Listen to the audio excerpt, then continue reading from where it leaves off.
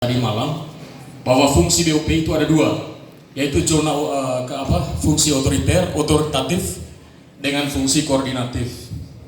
Di fungsi koordinatif saya baca bahwa dari ujung barat Flores ini sampai ujung timur koordinasinya. Sedangkan fungsi otoritatif adalah kepemilikan tanah sebanyak 400 hektar. Yang saya mau tanya adalah tanah mana 400 hektar tersebut? Dijelaskan di situ adalah hasil akuisisi lahan dari pemerintah daerah atau pemerintah pusat yang diserahkan kepada BOP, yaitu tanah-tanah yang masuk dalam wilayah PAL, misalnya tanah Bovosie, tanah Vaivuul, dan tanah RTK 01 di Waimata dan Batu Cermin. Lalu pertanyaan saya kemudian adalah, kalau yang diakuisisi adalah tanah PAL yang merupakan 40% ya, itu adalah paru-paru ya, oksigen, lalu itu akan disposisi menjadi lahan produksi, apa itu tidak bertentangan dengan undang-undang kehutanan tentang posisi hutan sebagai paru-paru dunia? Itu pertanyaan saya pertama. Lalu kedua, tanah-tanah tersebut nanti di HGU kemana oleh BOP? Tanah 400 hektar tersebut HGU-nya ke investor mana? Apa ke masyarakat lokal atau ke investor asing atau investor nasional? Tanah-tanah tersebut di hak guna usahakan. Lalu bagaimana sistem kontrol dari DPRD dan Bupati terhadap badan otoritas pariwisata tersebut? Fungsi kontrol. Mohon dicatat pertanyaan saya. Fungsi kontrol DPRD dan Bupati, pengawasannya terhadap badan otoritas pariwisata Labuan Bajo Flores. Seperti apa laporan pertanggungjawaban ke Bupati dan ke DPR-nya? Dan apakah konsep pembangunan di dalam BOP tersebut melalui musrembang, musyawarah pembangunan kabupaten? Atau dia langsung dari Jakarta langsung eksekusi ke lapangan?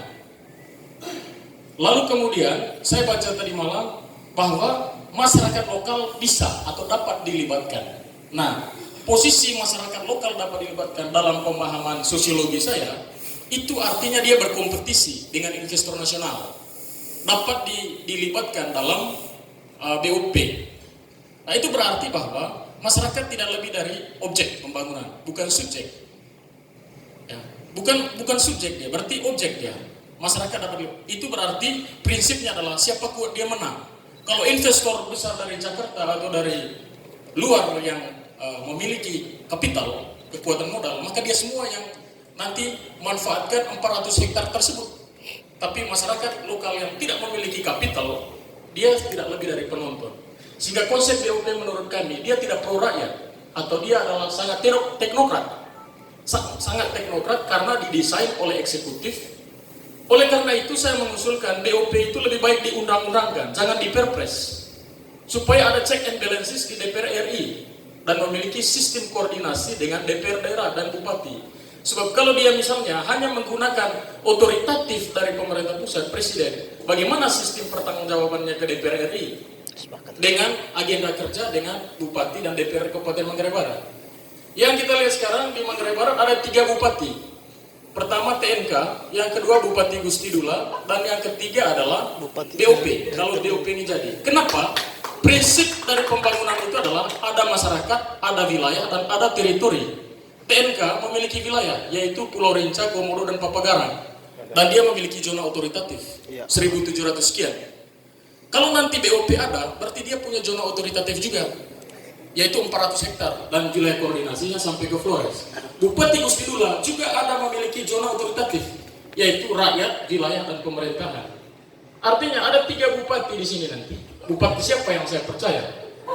Itu yang saya pahami dari konsep BOP tersebut. Oleh karena itu, saya usulkan BOP rubah perpres jadi undang-undang, supaya konsep pembangunan distribusi APBN-nya diketahui oleh paripurna di DPR RI dan memiliki sinkronisasi sistem dengan pemerintah daerah, bupati, dan eksekutif melalui konsep musrembang des dan musrembang kecamatan dan kabupaten. Nah, itu yang kita pahami dalam konteks membangun pariwisata. Kemudian dalam konteks yang sudah ada, fisik yang sudah ada oleh BOP, pembangunan marina, pertanyaan saya adalah untuk siapa marina? Untuk masyarakat apa untuk kapitalis dari Jakarta? Kalau untuk kapitalis, itukah martabat dari suatu pembangunan nasional? yang kaya tetap yang kaya, yang miskin tetap miskin. Lalu masyarakat selalu dijadikan pekerja atau laborers. Masyarakat is laborers, they are not entrepreneur. Kalau misalnya konsep pembangunannya adalah bottom up, maka mari kita jadikan masyarakat sebagai subjek pembangunan. They are a subject of how to develop this country. They are not object anymore. Tetapi kelihatannya kehadiran investor-investor ini justru memperangkap masyarakat dalam konteks masyarakat sebagai objek. Ya, paling saya mempekerjakan masyarakat di situ, efek domino dari investasi. Tetapi tidak diarahkan masyarakat lokal sebagai investor utama, menjadi prime model dari pariwisata tersebut.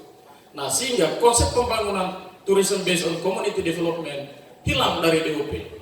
Justru dia memfokuskan pembangunan pada kapitalisme atau pemodal yang besar.